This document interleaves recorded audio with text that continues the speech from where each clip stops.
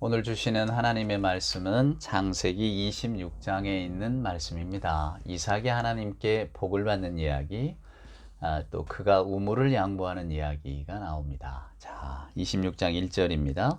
아브라함 때의 첫 흉년이 들었더니 그 땅에 또 흉년이 들매 이삭이 그랄로 가서 블레셋 왕 아비멜렉에게 이르렀더니 여호와께서 이삭에게 나타나 이르시되 애굽으로 내려가지 말고 내가 네게 지시하는 땅에 거주하라.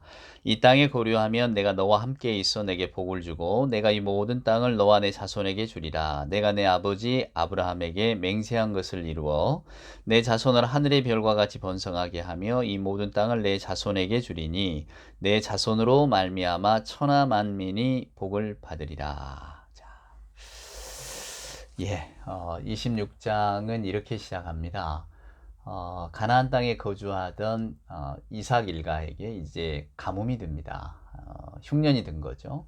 이삭이 고민합니다. 2절에 보면 너는 애굽으로 내려가지 말라. 결국은 애굽으로 내려갈 생각을 하고 있었던 것 같습니다. 애굽으로 왜 내려갑니까? 나일강이 있잖아요. 큰 강이 있기 때문에 이때는 유목 시절이기 때문에 물이 있어야 됩니다. 물이 있어야 풀도 자라고 또 가축을 키워야 되니까 물은 필수 조건이죠.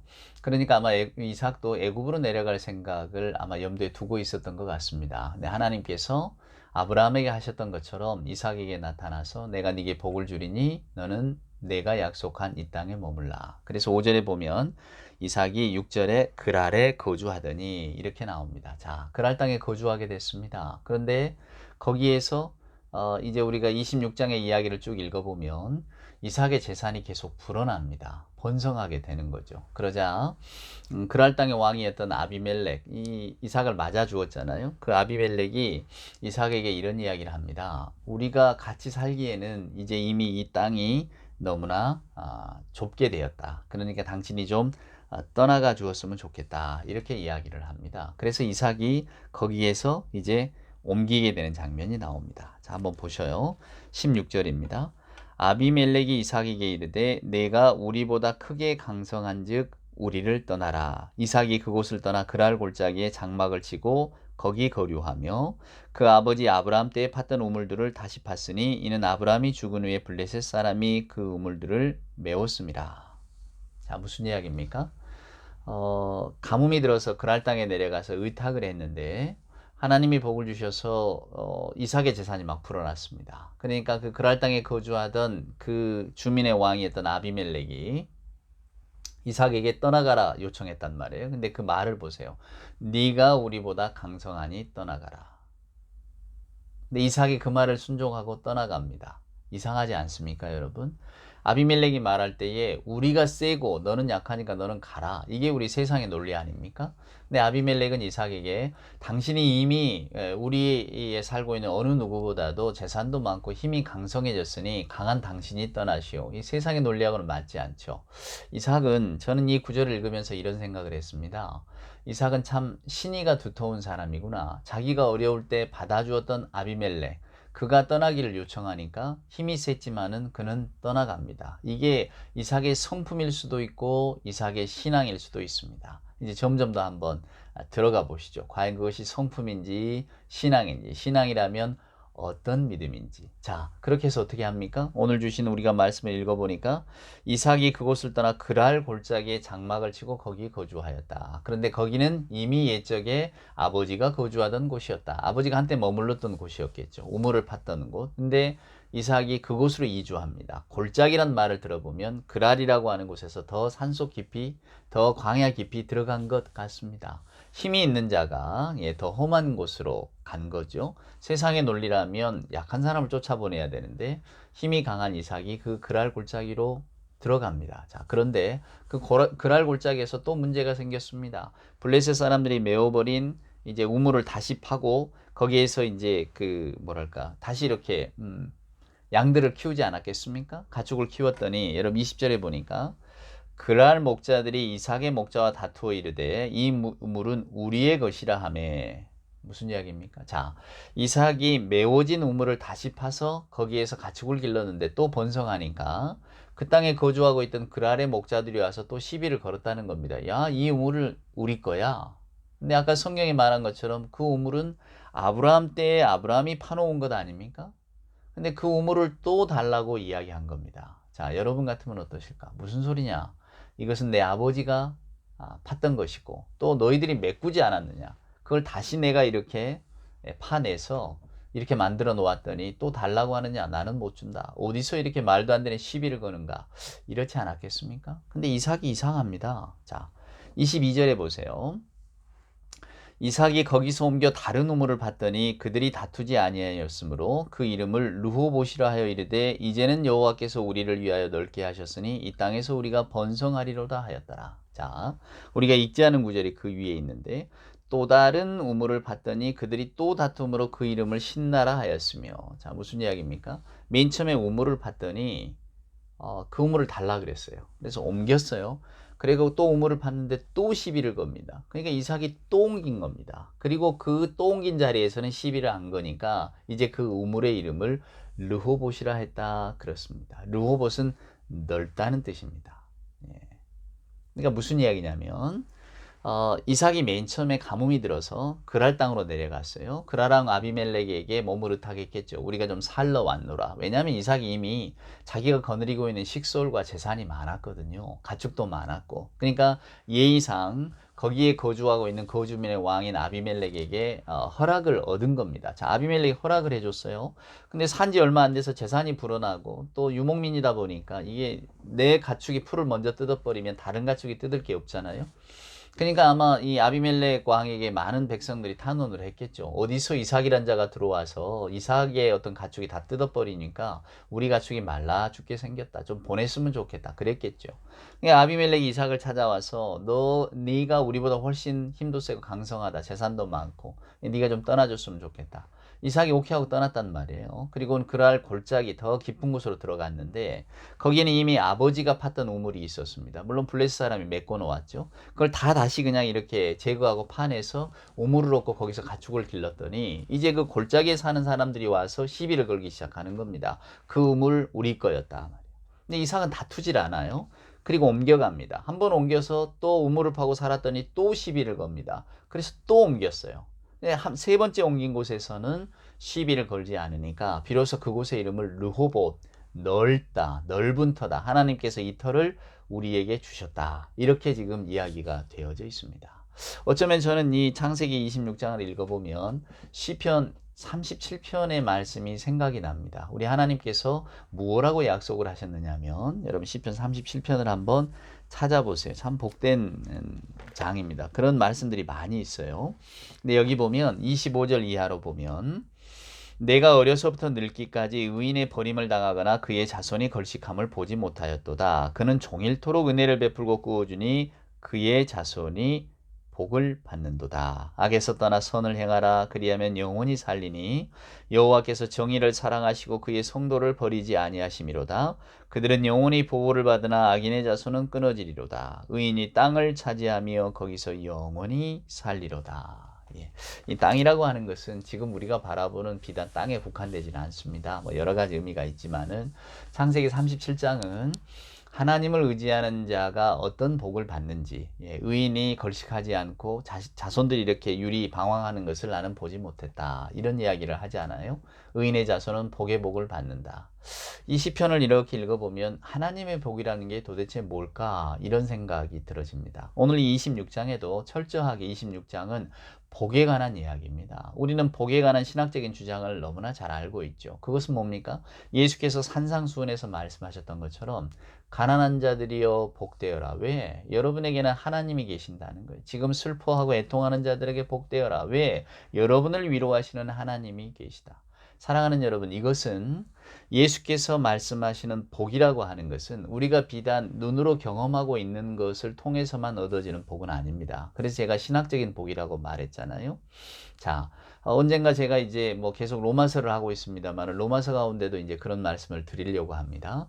여러분, 믿음이라고 하는 것은 우리가 보이지 않고 경험하지 못한 하나님을 믿는 거잖아요. 예수 그리스도의 부활 사건이 2000년 전에 이 땅에서 일어났습니다. 하지만 우리가 그것을 보지 못했습니다. 우리는 경험할 수가 없어요, 지금도.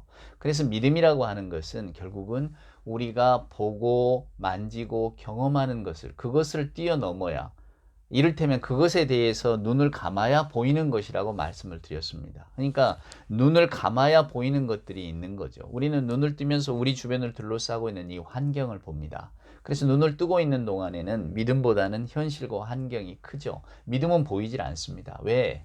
믿음은 감추어져 있는 거니까. 그래서 하나님의 섭리를 이렇게 보면 하나님은 예수를 십자가에서 돌아가게 하심으로써 그에게 부활 생명을 허락하셔요. 무슨 이야기냐면 하나님의 일을 우리가 깨달으려면 하나를 버려야, 즉 우리가 예수님의 부활 생명을 알려면 죽어야만 아는 겁니다. 죽음 이후에 생명이 있는 거잖아요. 그러니까 믿음이라고 하는 것을 알게 되려면 우리가 현실에 대해서 눈을 감아야 됩니다.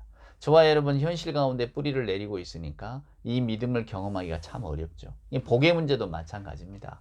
오늘날 뭐 기복주의 많이 말하잖아요. 교회나 뭐 세상의 모든 신앙의 타락은 기복주의에서 비롯된 것 아니겠습니까? 기복이 뭡니까? 복을 비는 겁니다. 근데 여러분 오늘도 성경을 읽었지만은 하나님께서 창세기 26장에도 아브라함에게 주신 약속이 뭡니까? 너로 말미암아서 천하 만민이 복을 받으리라 이거거든요. 이게 하나님의 복의 약속이에요. 근데 기복의 함정은 뭐냐면 천하 만민이 복을 받는 게 아니라 내가 복을 받는 겁니다. 더 심하게 줄여 말하면 나만 복을 받는 거예요. 물론 이 나는 가족이라고 하는 틀이 다 있는 거죠. 나와 내 가족만 복을 받는 겁니다. 이게 기복의 특징입니다. 세상 만민이 복을 받으라? 아니에요. 오직 복이 있다면 나와 내 가족에게 내려주십시오. 이게 기복주의의 폐해입니다. 근데 우리가 신앙생활을 하다 보면 우리는 이런 기복주의에 매달릴 때가 많죠. 다른 건 다 묻지 마시고 오직 내게 복을 주십시오.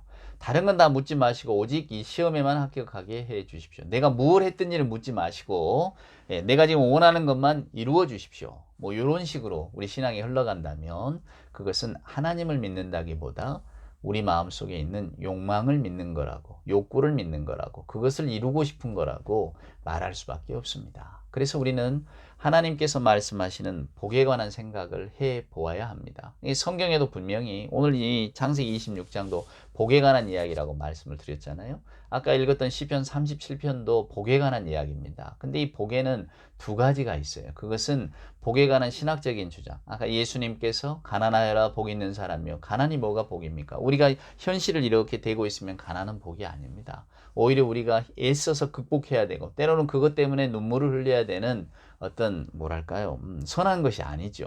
하지만은 그럼에도 불구하고 복이 있다고 예수께서 말씀하시는 것은 그것으로 인하여서 우리가 현실에 대해서, 우리 욕심에 대해서, 우리의 어떤 뭐랄까요? 헛된 추구에 대해서 다시금 눈을 돌이키는 계기가 되니까 슬퍼하는 것도 마찬가지 아닙니까? 눈물을 흘리는 게 뭐가 좋습니까? 하하하고 파한대소하는 게 좋죠. 그러나 그 눈물 가운데도 하나님의 믿음으로 하나님을 향한 신앙으로 이끄는 힘이 있기 때문에 그것이 복되다고 주님은 말씀하시는 겁니다. 그래서 우리는 흔히들 성경을 읽다 보면 이런 신학적인 복의 주장을 많이 듣게 됩니다. 하지만 또 하나 다른 측면이 있어요. 그게 뭡니까? 세상적인 측면에서 평가되는 번성함이 있는 거예요. 오늘 보세요. 이삭이 가는 곳마다 복을 받잖아요. 가는 곳마다 재산이 늘어나고 파는 우물마다 물이 넘쳐납니다. 그래서 주변 사람들이 시기 질투해요. 왜 저 사람은 저렇게 복을 받는가? 시비를 겁니다. 그때마다 이삭은 다투지를 않아요. 계속해서 이렇게 피해 다닙니다. 피해 다녀도 또 복을 주시고 피해 다녀도 재산이 늘어나고 저와 여러분이 다 원하는 것 아닙니까? 아이고 나도 이런 세상적인 기준의 복을 좀 받았으면 좋겠다. 그렇지 않겠습니까? 지금 이 시편 창세기 26장은 바로 이 복에 대한 이야기로 가득 차 있어요. 오늘 본문에 있는 복은 세상적이죠. 26장의 관심사는 멀리 있는 게 아닙니다. 그냥 현재의 복입니다. 복은 눈앞에 보이는 형태로 주어지는 거예요. 재산이 불어나고 그의 삶이 평탄해지는 것으로. 그러니까 이삭의 삶은 지금 26장을 집중해서 보면 이 세상의 관점에서 보면 대단한 번성함을 누리는 겁니다. 여러분 여기서 우물이 뭘 상징하겠습니까? 우물은 풍요를 상징합니다. 이 26장의 이야기 속에서는 하나님의 복에 대한 신학적인 주장과 또 세상의 복에 대한 어떤 그 번성함 사이에 아무 갈등이 없어요. 성경은 이렇게 말합니다. 하나님께서 우리가 26장에 보면 하나님께서 이삭에게 분명히 말씀하시잖아요. 너 애굽으로 가지 마라. 애굽으로 안 가고 내가 약속한 이 땅에 머물면 내가 너한테 복을 주리라. 그런데 그 복이 어떻게 나타납니까? 재산이 불어나고 그곳에서도 건강하게 잘 살아가는 모습으로 나타나게 되는 겁니다. 그래서 우리는 창세기 26장을 읽을 때 마음이 푸근해집니다. 시편 37편을 읽을 때도 마찬가지입니다. 그곳에서 주어지는 하나님의 복은 즉각적인 것. 의인에게 땅이 소유되리니 영원히 의인은 이 땅에서 살게 될 것이다. 얼마나 복된 말씀입니까? 우리를 아주 위로하시는 말씀이고 우리를 즐겁게 하는 말씀입니다. 그러면 우리는 여기서 근원적인 질문을 다시 한번 던질 수밖에 없습니다. 도대체 하나님이 말씀하시고 약속하시는 복은 뭡니까? 우리 예수님이 산상수훈에서 말씀하셨던 그저 가난한 자도 슬퍼하는 자도 다 의를 위하여 핍박받는 자도 다 복이 있다고 하신 그 신학적인 복을 말씀하는 겁니까? 아니면 오늘 창세기 26장에 기록되어진 이삭에게 복을 주신 하나님, 도대체 이 복을 말하는 것입니까? 창세기 26장을 보면 그 두 복은 서로 모두가 다 그냥 아름답게 조화를 이룹니다. 자, 우리의 고민은 여기입니다. 왜 나는 하나님을 잘 믿는다고 믿는데 하나님은 이삭에게 주셨던 이런 세상적인 복을 내게는 주시지는 않을까? 나도 이 세상적인 복을 좀 받고 싶은데 왜 하나님께서는 나에게는 이것을 허락하지 않으시는가? 사랑하는 여러분, 우리는 다 이런 의문을 가질 수밖에 없습니다. 왜? 우리는 다 이런 복을 받고 싶거든요. 그래서 우리는 이 이삭의 삶을 한 번 더 들여보아야 됩니다. 들여다보면 이삭의 삶과 신앙이 어떻게 일치하고 조화되는가를 알 수 있습니다. 말씀드렸던 것처럼 이삭은 맨 처음에 그랄이라는 곳에 가서 자기 식솔들의 몸을 의탁합니다. 아비멜렉이 받아주었어요. 그리고는 번성해지니까 아비멜렉이 이제 우리가 좀 곤란해졌으니 당신이 좀 떠나라 라고 이야기했을 때에 이삭은 아무 말 없이 떠나갑니다. 그리고 더 깊은 골짜기로 들어가요. 자, 여러분, 그랄이라고 하는 도시, 아비멜렉이라고 하는 왕이 살던 그곳의 세력이 더 크겠습니까? 이삭이 들어온 그랄 골짜기에 살고 있는 부족들의 힘이 더 크겠습니까? 당연히 비교할 수가 없죠. 이 부족들의 힘이라고 하는 것은 그랄의 왕이던 아비멜렉보다도 더 강한 이삭인데 이 그랄 골짜기에 살고 있는 허다한 이런 잡족들, 몇 모이는 어떤 부족들 이런 그 공동체보다는 힘이 당연히 세지 않았겠습니까? 근데 판 우물을 가지고 시비를 걸 때 이삭은 아무 말 하지 않고 양보합니다. 양보하고 또 양보하고. 저는 여기에서 귀한 신앙의 교훈을 발견하게 됩니다. 그것은 무엇이냐면 이삭에게 있어서 하나님을 믿는다고 하는 것은 어떤 것이었을까? 이삭은 분명히 다툼을 싫어하고 양보합니다. 자, 우리식으로 바꿔 말하면 내가 열심히 일하고 살 그 자리에서 갑자기 내 일을 뺏기는 겁니다. 누군가 다른 사람이 그것을 차지하려고 해요. 우리는 누구나 다 분노하고 지키려고 애를 쓰겠죠. 그러나 이삭은 그것을 양보하고 또 다른 곳으로 가고 또 다른 곳으로 갑니다. 비로소 시비가 그쳤을 때 그곳의 이름을 르호봇, 넓다라고 이야기해요. 하나님께서 우리에게 더 많은 복을 주실 거라고 그는 분명하게 선포를 합니다. 무엇에서 비롯된 것일까요? 이것은 이삭의 자신감입니다. 물론 재산도 많고 아직 건강하고 하니까 종도 많았을 것이고 그러니까 자신 있지 않겠어요? 저라도 그런 게 있으면 자신 있겠습니다. 이렇게 말씀하신다면 저는 따로 드릴 말씀은 없습니다. 그러나 제가 보기에 이 양보의 모습 속에서 이삭의 신앙이 발견되지 않는가 생각합니다. 그것은 뭡니까? 하나님을 믿고 의지하는 자에게 주시는 하나님의 복. 결국 바꿔 말하면 이삭은 그가 어느 곳에 가든지 하나님께서 내게 복을 주실 거라고 하는 믿음을 갖고 있었다는 겁니다. 내가 다투기보다 이 사람들이 달라고 하니 나는 그냥 옮겨가는 것이 좋겠다. 우리가 볼 때에는 이게 뭐야? 저와 여러분이 지금 살아가는 삶의 자세나 사고 구조로 보면 이해가 안 되죠. 일단 부당한 일 아닙니까? 내가 판 우물을 왜 자기 것이라고 우기고 또 나로 하여금 다른 곳으로 가게 합니까? 다퉈볼 여지가 있는 거죠. 그래서 우리는 다투는 것이 합리적이라고 생각합니다. 왜? 요구하는 게 부당하다고 생각하니까. 근데 오늘 이 말씀을 들여다보면 이삭은 양보를 합니다. 그리고 또 옮겨가고 또 옮겨가고 그리고 다툼이 없는 우물을 르호봇, 넓고 크다라고 하는 이름을 붙입니다. 어디에서 비롯된 것일까? 이것이 저는 이삭의 신앙이라고 생각합니다. 그는 자신이 있었습니다. 어떤 자신입니까? 내가 어디를 가든지 어느 곳에 가서 우물을 다시 파든지 하나님은 내게 복을 주실 거야.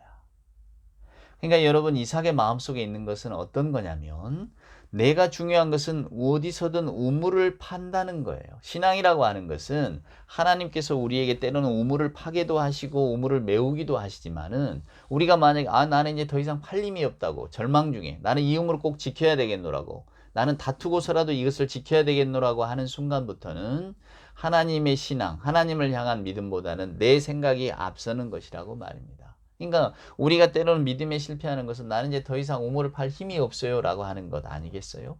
어느 곳에 가든지 우물을 팠던 이삭을 생각해 보면 어느 곳에 가서 우물을 파든 하나님께서는 내게 복을 주신다. 어디서든 성실하게 신앙 가운데 살아가면 하나님이 허락하시는 넓은 우물이 나온다. 모든 시련에는 끝이 있다는 것 아니겠어요? 우리 예수님의 비유가 여러분 생각나지 않으십니까?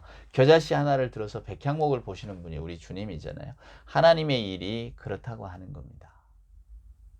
오늘날 우리는 이 이삭의 모습 가운데서 어떤 모습을 봅니까? 저는 하나님의 신앙을 봅니다. 이 모든 것은 다 하나님이 하시는 겁니다 라고 하는 믿음이 있었기 때문에 우물을 달라고 하고 혹은 그 아래에서 떠나라고 하라고 할 때에도 이삭은 그저 떠나갑니다. 다투기보다는 떠나가는 것을 선택을 한 거죠. 근데 그 선택의 뿌리 속에는 하나님을 향한 절대적인 신뢰가 있었다고 하는 겁니다. 하나님께서 내가 이 가나안 땅에 머무는 한해는 어느 곳에 머물든지 너로 하여금 너뿐만이 아니라 천하 만민이 복을 받게 하겠다고 약속하셨기 때문에 내가 이 땅에 거주하는 동안에 나는 하나님이 나를 통해서 복을 주신 거라고 하는 믿음을 갖고 있는 거죠. 그러니까 옮겨가는 겁니다. 우물을 이곳에서 파고 저곳에서 파고 하지만 지치지 않고 하나님께서 또 이곳에서 내게 주실 복이 있는 거야. 이런 믿음을 갖고 있었던 거죠.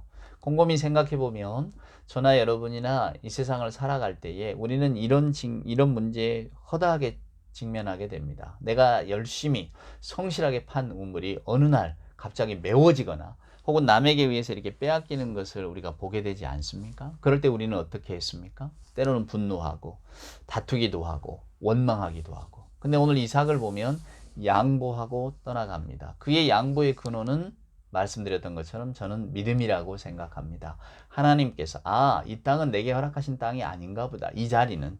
그래서 그 옆자리로 옮겨갑니다. 우물을 달라고? 좋다. 내가 힘이 있지만 힘으로 누르지 않고 당신들이 더 필요하다면 가져가라. 나는 다른 우물을 파겠다. 이런 믿음 여러분 소유하고 싶지 않으십니까?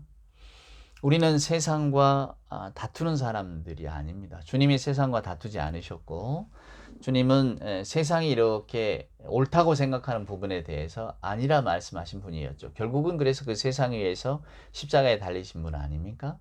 그러나 오늘날 예수를 따라가겠다고 하는 우리들의 모습은 여러분 어떠합니까? 오늘 창세기 26장을 보면 분명히 하나님께서는 우리에게 복을 주십니다.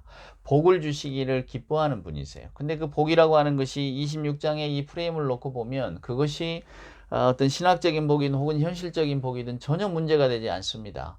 이삭은 하나님을 신뢰하고 어디를 옮겨갔든지 성실하게 우물을 파고 살았기 때문에 하나님께서 그의 재산도 불어나고 삶이 평탄케 되는 축복을 주셨다고 말합니다. 우리는 누구나 다 그런 복을 받기를 원하죠. 이 대단한 번성함을 누리기도 원하고 물론 주와 함께 동행하면서 누리는 대단한 번성함이 더할 나위 없이 좋은 것이겠죠. 오늘 이 이삭의 모습을 통해서 우리는 어떤 삶의 태도를 배웁니까?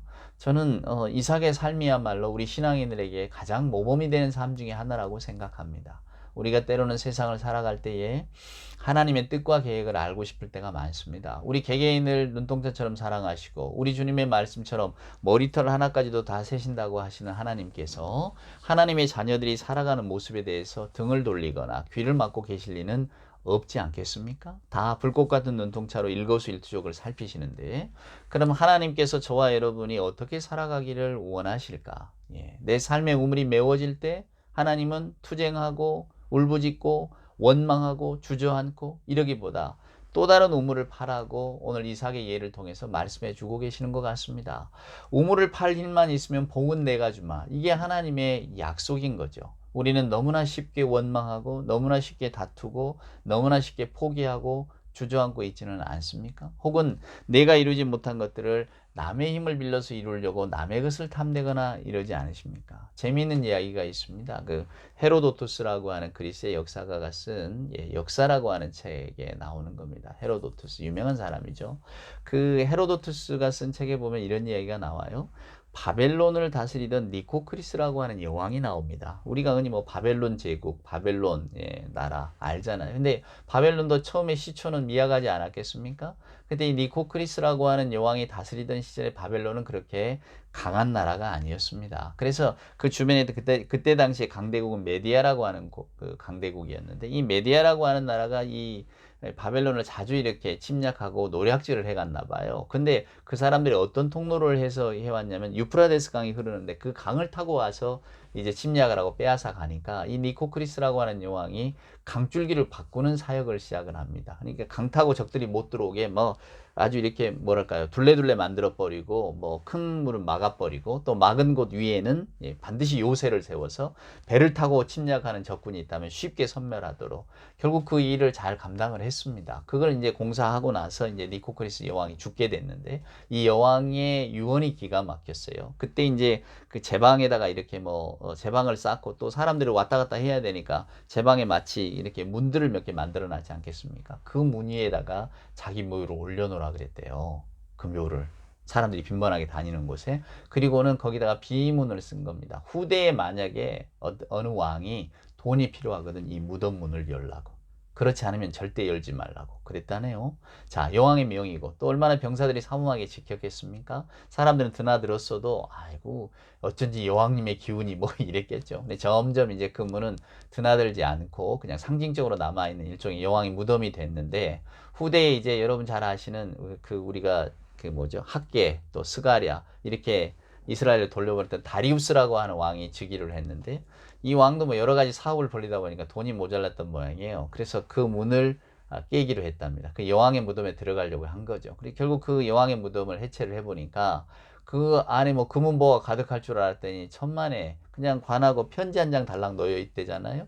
그 편지가 뭐냐? 이 문을 여는 자는 지극히 탐욕스러운 자일 것이다. 남의 돈을 가지고 무슨 일을 하려 하다니 너는 네 능력으로 살아라. 뭐 이런 뜻의 편지가 쓰여졌다네요. 그게 뭐 그 헤로도투스 역사책에 나오는 거니까 저는 문득 그 옛 이야기가 생각이 났습니다. 그렇구나. 사람에게는 다 자기 몫의 삶이 있구나. 그 삶이 어떠하든지 그 자기 몫의 삶을 사람들은 살아가게 되어 있습니다. 여러분에게도 저에게도 하나님의 허락하신 삶의 몫이 있는 거죠. 근데 오늘 이삭의 이야기를 통해서 저와 여러분이 느끼는 신앙적인 교훈은 하나님께서 어떤 길을 허락하셨든지 그 길 가운데 성실하게 잘 살아가라는 겁니다. 원망하거나 불평하지 말고 또 때로는 어떤 다툼의 문제가 있을 때 다투려고 하지 말고 오히려 양보하면서 차라리 다른 우물을 파게 되면 하나님께서 그 우물을 르호봇 아주 넓은 우물로 만들어 주실 것이다. 그런 약속을 이삭을 통해 주시는 것 같습니다.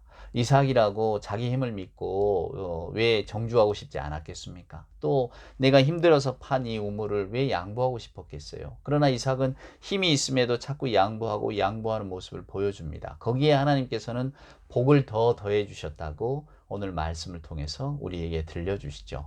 분명히 오늘 창세기 26장을 읽어보면 하나님이 약속하신 복과 현실에서 우리가 누리는 복 사이에는 아무런 갈등이 없어 보입니다. 그래서 저는 이 또한 복된 말씀으로 받아들입니다. 우리가 하나님을 신뢰하기 때문에 이런 삶을 살 수 있지 않겠습니까? 저나 여러분이나 바라기는 부디 이삭과 같이 어느 곳에서든 내가 그저 성실하게 잘 살고 있으면 하나님이 우리에게 허락해 주신 우리 삶의 우물 르호봇은 터진다는 것입니다. 어떤 시련이든지 반드시 끝이 있고 하나님께서는 언제나 우리에게 복을 주시기를 원하시는 분이라고 저는 오늘 이 창세기 26장을 통해서 또한 그런 신학적인 깨달음을 갖게 되었습니다. 여러분 이 땅을 살아가다 보면 우리 뜻대로 인생이 풀리지 않을 때가 참 많습니다.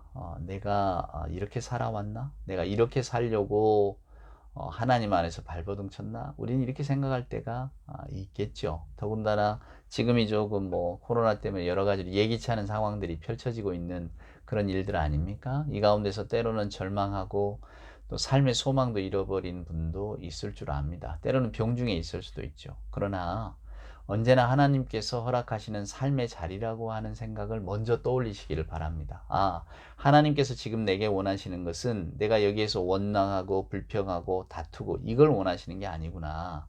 하나님께서는 이곳에서 내가 내 우물을 파는 것이구나. 그 우물이 어떤 것이든지 말입니다. 아주 그냥 많은 가축을 먹일 우물이든지 아니면 나 하나 겨우 떠먹을 물이라 할지라도 내가 지치지 않고 우물을 팔 수만 있다면 하나님께서는 여기에서 내게 복을 주시는구나.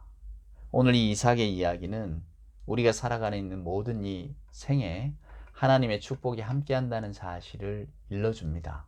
하나님께서는 선물들로 가득한 풍성한 삶을 우리에게 허락해 주신다고. 오늘 이삭의 이야기가 우리에게 들려주고 있지 않습니까? 부디 여러분 오늘 이 말씀을 통해서 큰 신앙의 용기를 얻으시고 우리의 삶과 형편이 어떠하든지 지금 내가 서 있는 자리에서 내 삶의 우물을 기쁘게 감사하면서 지치지 않게 마치 김 매듯, 김 맨 사람은 후비적 한 것 같아도 끝까지 매야 되잖아요. 그래야 밭이 완성이 되는 것 아닙니까? 그렇게 살아가시기를 하나님께서 내게 복을 주신다 믿고 확신하시면서 내 삶의 우물이 메워져도 내 삶의 또 다른 우물을 기쁘게 파시면서 우리에게 주어진 생의 길을 잘 걸어가는 우리 모두가 될 수 있기를 주님의 이름으로 축원을 드립니다.